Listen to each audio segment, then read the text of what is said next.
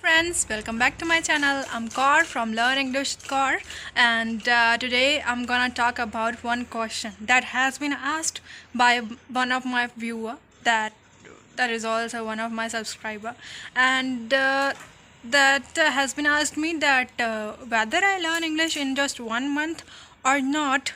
So my answer is it depends on your desire. It depends on your burning desire. It depends on your efforts, that how much efforts you are putting for learning English. I just want to say one thing, that right input is equals to output. Now what does I mean to say? What do I mean to say? Sorry. So I want to say that if you are practicing well, if you are practicing in a right way, if you are practicing in a very good way, and if you're putting your efforts by your whole heart, then definitely you could be a fluent speaker in English. And second thing, I also want to tell you that speaking in English and speaking fluently in English, both are different things. I could speak English, but I am not fluent enough. Okay, I could speak English, but I am not fluent enough in English. And it's a thing that I want to tell you.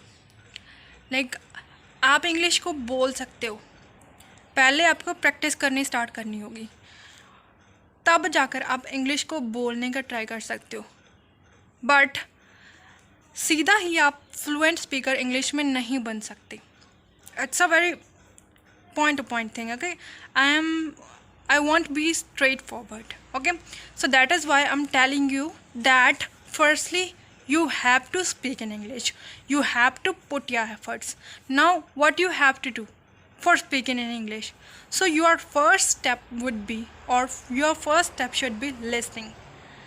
You have to listen as much as you can. You have to listen YouTube videos as much as you can. Try to listen them for more hours, like for long hours. Like you have to listen to the English videos for 3 to 4 hours. Okay, that could be enough for the whole day. Okay, and try to do this practice in just for just 30 days. Okay, and I am telling you that if you will put your efforts, if you will listen a lot in English, then your mind would start to get input in English, and input is really important for getting an output. Now what would be output here? So your output would be speaking, your input would be listening, and your output would be speaking. Now in listening, that what you have to do, what you have to listen. So try to listen sentences that you can use on your daily basis. Try to listen to native speakers. Try to watch videos that are related to stories in English. Try to watch cartoon videos that should be in English. So guys, बस मैं यही कहना चाहती हूँ कि ज़्यादा से ज़्यादा लिसनिंग करने की कोशिश कीजिए, क्योंकि लिसनिंग ही एक चीज़ है ऐसी जो कि आपकी इंग्लिश को डाउन से अप लेकर जा सकती है. ओके, कभी भी कोई भी आपको इंग्लिश लर्न करनी है या कोई भी लैंग्वेज लर्न करनी है, तो पहले आपको उस लैंग्वेज को सुनने की प्रैक्टिस करनी होगी. क्योंकि जब तक हम किसी लैंग्वेज को सुन नहीं सकते, उसको समझ नहीं सकते, तो हमें पता कैसे चलेगा कि वो किसी चीज़ को प्रोनाउंस कैसे कर रहे हैं, किसी चीज़ को कहाँ पे यूज़ कर रहे हैं, किसी वर्ड को कहाँ पे यूज़ कर रहे हैं, वर्ड्स को अच्छे से प्रोनाउंस कैसे कर रहे हैं, उनका वोकल सेक्शन कहाँ कहाँ पे वर्क कर रहा है. तो ये सब चीज़ें बहुत ज़्यादा इंपॉर्टेंट होती है कोई भी लैंग्वेज लर्न करने के लिए, और इंग्लिश के लिए तो ये बहुत ज़्यादा ज़रूरी है. बिकॉज इंग्लिश में इतने ज़्यादा साउंड्स है कि जो कि अलग अलग जगह पर यूज़ होते हैं. यहाँ पर देख लो कि एक ही 5 तरीके से यूजेस होते हैं. ओके, इसकी 5 साउंड्स होती हैं, वो भी अलग अलग से होती हैं. तो यही एक डिफरेंस है इंग्लिश में. इंग्लिश सीखने में बहुत इजी है, मैं ये नहीं कह रही कि इंग्लिश सीखने में बहुत ज़्यादा डिफ़िकल्ट है. I am not saying this, but अगर आप अपने एफर्ट्स नहीं पुट करोगे तो कैसे आप इंग्लिश को लर्न करोगे, कैसे आप इंग्लिश में बोल सकोगे. तो मैं यही कहना चाहती हूँ कि इंग्लिश को सबसे पहले सुनने का ट्राई कीजिए. जितना ज़्यादा से ज़्यादा आप सुनेंगे, उतना ज़्यादा से ज़्यादा आप अच्छा इस चीज़ को समझ पाएंगे, इंग्लिश को समझ पाएंगे. तो इंग्लिश को ज़्यादा से ज़्यादा लर्न करना है, जितने सुनना है, जितने घंटों तक आप सुन सकते हैं। ओके, पहले तो सुनने का ही ट्राई करना है, देन उसके बाद क्या करना है, अभी मैंने बता दिया कि आप कौन सी वीडियोस सुन सकते हो। काफ़ी वीडियोस हैं, मैंने भी काफ़ी वीडियोस डाली है कि आप सोते हुए भी इंग्लिश को सीख सकते हो। वो कैसे? एक्चुअली मैंने कुछ ऐसे सेंटेंसेस सर्च किए, कुछ ऐसे सेंटेंसेस अपने वीडियोस में रखे हैं जो कि आप रात को सुनते सुनते सो सकते हो। ओके, और रात को हमारा माइंड रिलैक्स होता है। ओके, तो रात को जब माइंड रिलैक्स होता है तो जो भी हम चीज़ सुनते हैं उसमें से लाइक हमने 100% चीज़ सुन ली, उसमें से कम 30 to 40% तो आपके माइंड में रहेगा ही रहेगा। और जो भी आपने वीडियोस रात को सुन ली, ट्राई कीजिए कि वो वीडियो आप दोबारा सुबह मॉर्निंग में सुने। मॉर्निंग में 4 बजे उठने का ट्राई कीजिए, क्योंकि 4 बजे हमारा माइंड है जो बहुत ज़्यादा फ्री होता है, और नेचर भी इतना ज़्यादा रिलैक्स वे में होता है ना कि हमारा माइंड अच्छे से सीखने का ट्राई करता है। सुबह का 1 घंटे का सीखा हुआ दिन के 5 घंटे के सीखे हुए के बराबर होता है। ओके, तो सुबह ट्राई करिए लर्न करने की कोशिश। ओके, सो सुबह जो भी आप वीडियो सुनोगे, I am telling you that पहले तो आपको सुबह उठना भी डिफ़िकल्ट लगेगा। ओके, सुबह उठना भी एक प्रैक्टिस की तरह होता है, क्योंकि ज़्यादातर इंसानों को सुबह उठना पसंद नहीं है, but they have to get up for the work, for the studies. Okay, तो ये सब कारण होते हैं जिनकी वजह से उन्हें सुबह उठना पड़ता है। तो आपको भी उठना है सुबह, जस्ट अपना सुबह का 1 घंटा निकालिए। ओके, 1 घंटा किसी वीडियो को सुनिए और उसमें से मेन पॉइंट्स उठा लीजिए। मेन पॉइंट्स मतलब कुछ वोकैबुलरी के वर्ड्स उठा लीजिए जो कि आपको कभी पता ही नहीं थे, और उनको अपने सेंटेंसेस में यूज़ करने की कोशिश कीजिए। अभी कौन सा सेंटेंसेस में? सबसे पहले आपको ट्राई करना है कि आप सिंपल सेंटेंसेस बनाएं। ओके, पहले सिंपल सेंटेंसेस बना के ट्राई कीजिए, देन उसके बाद कम्प्लेक्स पे आइए। कम्प्लेक्स सेंटेंसेस के बारे में भी मैं एक लॉन्ग वीडियो बनाऊंगी अगर आप मुझे सपोर्ट करेंगे। ओके, तो पहले इन सब चीज़ों का आपका ध्यान रखना है।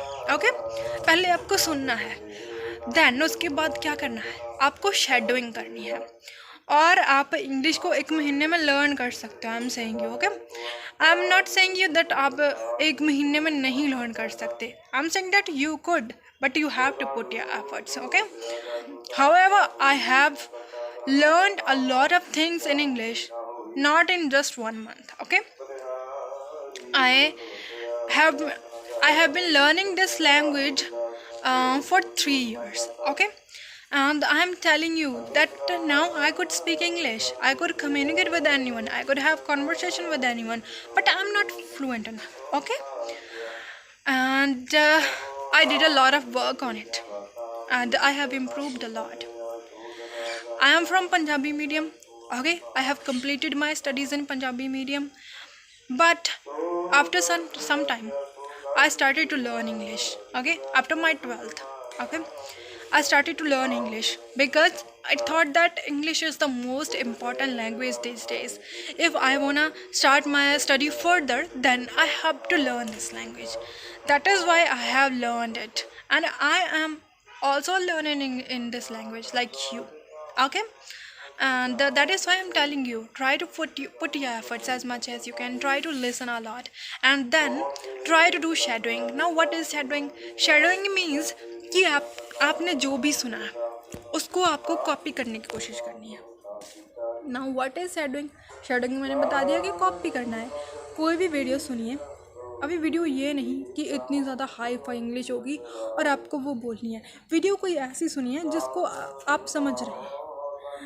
छोटी छोटी लाइंस इकट्ठा कीजिए, उसकी इकट्ठा मत कीजिए, जस्ट सबटाइटल्स ऑन कर लीजिए और उन सबटाइटल्स को बोलने की कोशिश कीजिए। पहले अपने सबटाइटल सुन लिया, then try to talk about that. Okay, try to repeat that. Okay, this is a way which would work on your vocal section. Okay, so these are the 2 tips which are really necessary in English. Then what is the third thing that you have to do?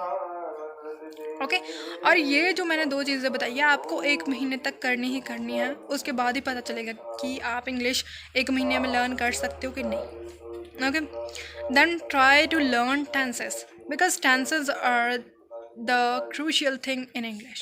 Okay, try to learn tenses, and try to speak sentences. Just try to speak simple sentences. Okay.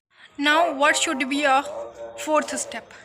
First step हो गया listening, second step हो गया like आपको जो भी listening करिए आपको उसको बोलने का ट्राई करना है. Okay. Third step shadowing. Shadowing में मैंने बता दिया कि आपने एक लाइन का एक वीडियो का सबटाइटल ऑन कर लेना है जो कि आपको वीडियोस बहुत ज़्यादा इजी लगी हो, आप सोच रहे हैं कि हाँ मैं इन लाइंस को रिपीट कर सकती हूँ या कर सकता हूँ. Then try to repeat that, try to do shadowing. Okay. Then shadowing के बाद क्या करना है? शेडोइंग के बाद जब आपकी शेडोइंग कंप्लीट हो जाती है तो आपको कोई भी एक टॉपिक उठाना है, अपने रेगुलर बेसिस पे उठाना है. पूरे 30 दिन लगातार ये चीज़ें करनी है. Okay. These would be your efforts. ये आपके एफर्ट्स होने वाले हैं आने वाले 30 दिनों के लिए अगर आप इंग्लिश लर्न करना चाहते हो. तो आगे फोर्थ स्टेप क्या होगा? फोर्थ स्टेप में कोई भी एक नॉर्मल टॉपिक उठाना है जो कि बहुत कॉमन है. कॉमन जैसे कि फ्रेंडशिप के ऊपर हो गया है, पॉल्यूशन के ऊपर हो गया है, एजुकेशन के ऊपर हो गया, साइंस के ऊपर हो गया, टेक्नोलॉजी के ऊपर हो गया, सोशोलॉजी के ऊपर हो गया, सोशल स्टडीज़ के ऊपर हो गया. तो इन सब टॉपिक्स को आप किसी को भी कवर कर सकते हो इंग्लिश में. पहले इनके रिलेटेड ज़्यादा से ज़्यादा वीडियो सुनिए यूट्यूब पे. देन पॉइंट्स कुछ नोट डाउन कीजिए और उन पॉइंट्स के रिलेटेड सेंटेंसेस बनाने की कोशिश कीजिए. ओके. और इसके रिलेटेड भी मैंने एक लॉन्ग वीडियो बना रखी है, अगर आप देखना चाहें तो उसे देख सकते हैं. बट हाँ, अगर आपको सिंपल सेंटेंसेस बनाने हैं तो you could easily make simple sentences. Okay. But जब आप पहले यूट्यूब से सुन लोगे तो उसके बाद आपको आइडिया हो जाएगी कि आपको इसके बारे में बोलना क्या है. Okay. Now what should be our fifth step? Fifth step होगा आपको कि जो भी आपने टॉपिक तैयार किया है उस टॉपिक को खुद से बोल कर रिकॉर्ड करना है. Okay. Try to record yourself in your mobile phone. Okay. And जब आपने उस चीज़ के रिलेटेड इंग्लिश में बोल के खुद को रिकॉर्ड कर लिया, ट्राई टू लिसन दैट. तो जब आप अपनी सेल्फ को रिकॉर्ड करोगे तो आपको ट्राई करना है कि आप अपनी मिस्टेक्स को पकड़ो, उन मिस्टेक्स को देखना है कि कहाँ पे आप मिस्टेक्स कर रहे हो. Then try to do self correction. Self correction जब करोगे तो उसके बाद आपको पता चलेगा कि आप कहाँ पे मिस्टेक्स कर रहे हो. Then try to decrease those mistakes. Okay. उन मिस्टेक्स को डिक्रीज़ करने की कोशिश कीजिए, कम करने की कोशिश कीजिए. ओके. तो जब आप ये 5 स्टेप्स करोगे तो उसके बाद एक 6 स्टेप है. आपको कोई भी इमेज लेनी है, कोई भी इमेज. ओके. तो उस इमेज को डिस्क्राइब करने की कोशिश कीजिए. अब उस इमेज को कैसे डिस्क्राइब करेंगे? तो कोई भी इमेज लीजिए जो कि आप डिस्क्राइब कर सकते हो. जैसे कि इमेज है आपके पास फुटबॉल ग्राउंड की, उसमें बहुत सारे बच्चे हैं, उसमें ग्रास भी है, उसमें फुटबॉल भी है, उसमें बहुत सारे लोग भी हैं जो बच्चों को खेलते हुए देख रहे हैं, उसमें काफ़ी सारे पेड़ भी हैं. ओके. नाउ हमारे पास हमने उस पिक्चर में उस इमेज से कुछ वर्ड्स कलेक्ट करने हैं जैसे कि football, ground, grass, individuals, trees. 5 words होंगे हमारे पास. देन अब इन वर्ड्स के रिलेटेड हम सेंटेंसेस बनाएंगे. कौन से सेंटेंसेस हो गए? Like now we have one word trees. Okay. So you can say that there are 5 trees in the ground. यहाँ पे मतलब ग्राउंड में कितने हैं? 5 trees है. एक सेंटेंस बन गया. And there are 5 children who are playing football. 5 बच्चे हैं जो फुटबॉल खेल रहे हैं. And there is also a grass. यहाँ पे ग्रास भी है. Okay. And individuals are watching the children who are playing football and they are enjoying it. Or guys, these are the 6 steps that you have to follow for just 1 month. And if you put your efforts by your whole heart, I'm saying you absolutely you could be a speaker. You could be a good speaker in English in just 1 month.